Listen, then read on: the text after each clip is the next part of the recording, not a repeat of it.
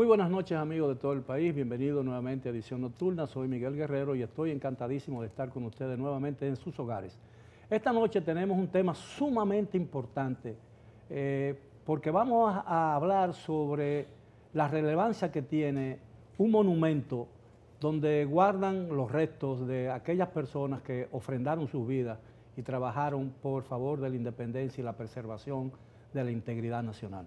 Se trata del Panteón Nacional, hoy conocido como el Panteón de la Patria. Y para ello tenemos la presencia muy grata y honrosa de dos grandes historiadores dominicanos, el doctor Julio Manuel Rodríguez, quien es secretario general del Instituto Duartiano, y el mayor general retirado José Miguel Soto Jiménez, historiador y presidente del partido La Quinta República, y quien además es un conocido escritor de libros sobre historia militar e historia antigua de la República Dominicana. Buenas noches, caballero, gracias por aceptar nuestra invitación.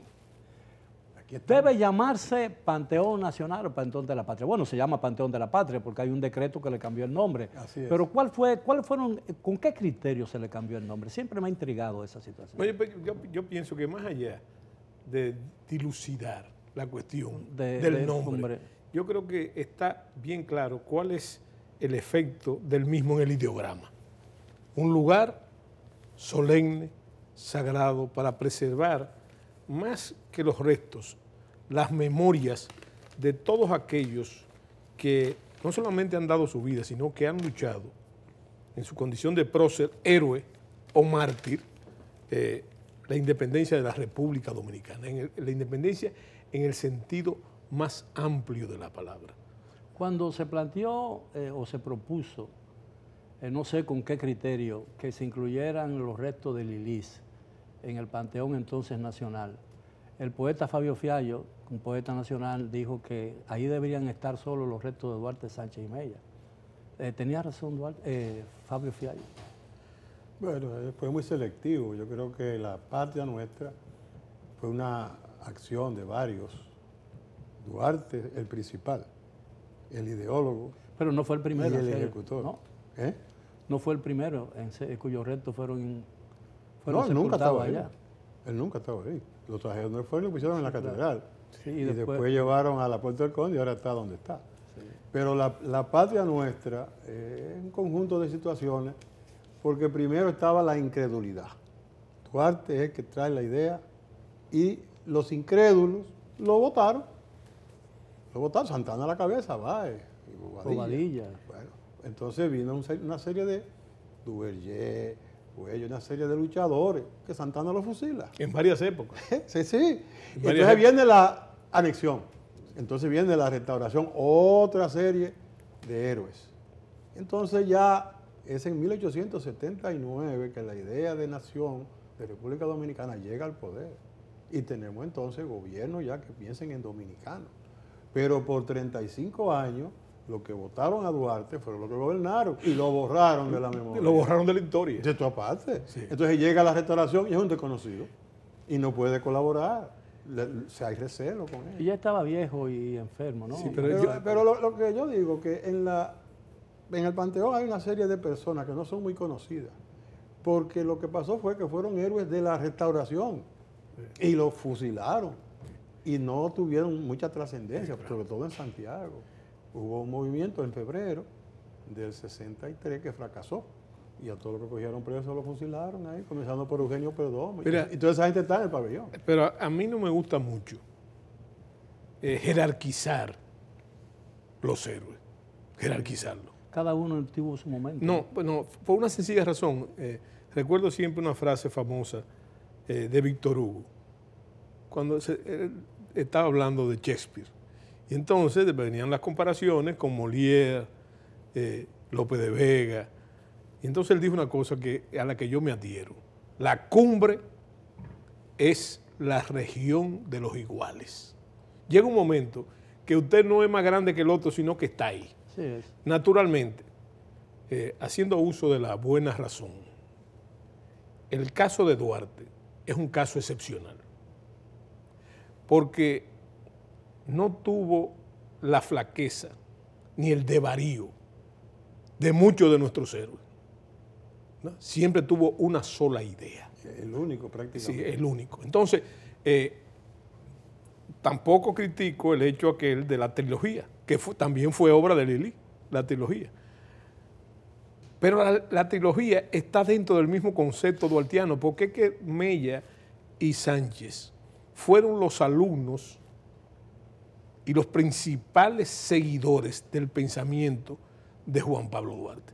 Y además entonces, los núcleos o las células de la Trinitaria eran de 3, ¿no? Sí, pero eran Duarte, Pena y Pérez, sí, no estaban sí, en la célula de Duarte. Sí. El problema es que... No, pero quiero decir que al hacer la trilogía, de alguna manera es una rememoración del concepto en que se fundó la Trinitaria. Pero solo, óyeme, solo Duarte. Bueno, en los Estados Unidos, por ejemplo. En los Estados Unidos existen los padres fundadores, ¿verdad? Sí. Y ahí está Washington, está Franklin, está Jefferson, está Adams. Bueno, esos padres fundadores. Ahora, nadie discute cuál es el padre de la patria. El padre de la patria es George Washington, ¿verdad?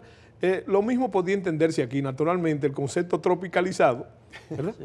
Y políticamente conveniente, porque, fíjate, recuérdate la frase del propio Lilis, que decía, cuando se estaba discutiendo el asunto, él decía, no me muevan los altares porque se me caen los santos. Sí. Pero también es que Duarte, aparte del reconocimiento que le hizo Ulises Heró a Duarte, ¿verdad? La apoteosis de Duarte, de traerle sus restos, etc. Que por cierto fue el padre Meriño, el que le tocó. Meriño fue el de la idea. Sí, el de la idea, y además fue el apologista. Sí. Aparte de eso, yo creo que siempre hay un respingo de los autócratas con el caso de Duarte, ¿verdad? Entonces hay que tener claro que yo creo que los historiadores han sido un tanto benevolentes con dos figuras, ¿verdad? El dictador más sangriento del siglo XIX fue Ulises Heró, contradicción también porque fue el brazo armado del Partido Azul, que era el partido restaurador.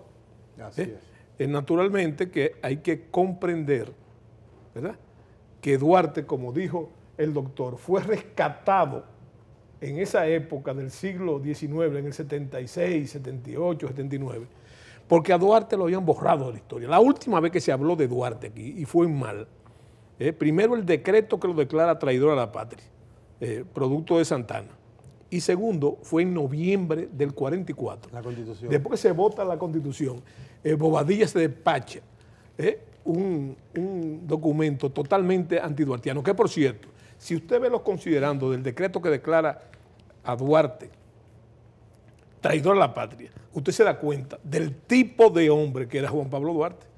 Un peligro para la juventud, dice el decreto, un anarquista, bueno, pero precisamente era ese respingo de los autócratas que era Santana, pero además de esa camarilla de conservadores, proteccionistas y que no creían en la independencia, no tenían conciencia de la independencia. Oye, pero ese decreto nunca... No, pero que lo grande, como dice el general, en la Constitución, Duarte era una figura atrayente, claro, los constituyentes... Atractiva. Lo estaban por rescatar, claro. Y ahí fue que Bobadilla rían. Ahora, y arriba de eso metió el 210, para claro, acabar de joder. Sí, ya, ¿para qué? Aquí no acabar, queremos democracia, dictadura. Acabar de joder la patria. Ahora, en muchos países, por ejemplo, decretos, incluso post-mortem, se derogan. Sí. Ese decreto nunca se derogó, tengo entendido, ¿no? ¿Cuál? No. El decreto que declara a Duarte traidor. No, pero pero recuerda que... Pero para la historia, para los fundamentos, está en los libros. Sí. Está en los libros. No, porque fíjate, cuando decimos que lo borraron de la historia, lo borraron de la historia. Sí, no sabía, oye, ni siquiera había un apelativo. Nada, por eso, en la restauración... No, borraron de la historia, el decreto borró de la historia a Duarte, me refiero... No el decreto. No el decreto. A partir de noviembre del 44, a partir de noviembre, una vez ya Santana es presidente constitucional y se votó la Constitución. Se hace dictador. Entonces, se hace dictador, ¿verdad? Lo borran de la historia. Sí. Lo borran de la historia. Totalmente. Pero no solamente Santana, ¿no? Santana porque era la ley motif, porque era el dictador. Eso hizo Stalin con Trotsky. No, y la camarilla, porque ahí estaba Bobadilla metido, fundamentalmente, que tenía un odio a Duarte visceral, pero también estaban otros próceres, como Del Monte, ¿verdad? Estaba Miguel Labastida. Ahora, es evidente que Duarte era superior a todos. Ni siquiera en el 48, cuando la amnistía de Jiménez, que regresaron todos, menos Duarte, tampoco. Que era liberal. Eso es interesante. Jiménez, que era el primer ministro de Guerra y Marina, y era un hombre de Santana. Santana, cuando abandona la presidencia, y tú sabes bajo cuál alegato, que también se ha retorcido, tú sabes cuál era el alegato de Santana.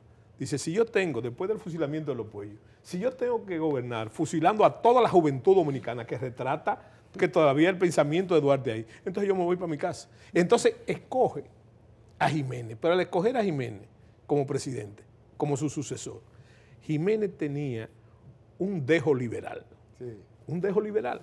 Y entonces comenzó a hacer no solamente la amnistía, recordemos, importante esto, recordemos que tanto Mella como Sánchez se acogen a la amnistía, pero Duarte no. Duarte no. Yo recuerdo un artículo...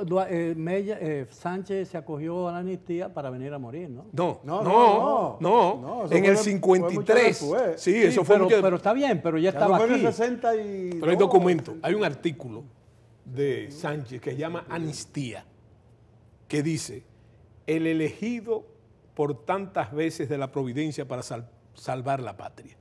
Eso es a Santana. Pero, ¿cómo se explica eso? ¿Cómo se explica? No en la singularidad de Duarte, porque Duarte nunca, ni siquiera pensó en esa idea, sino que los otros dos eran más políticos como nosotros lo conocemos, ¿verdad? Como nosotros conocemos la política. Y entonces ellos vieron esa brecha, vinieron al país, fueron reintegrados al ejército, ¿verdad? Mella, sobre todo.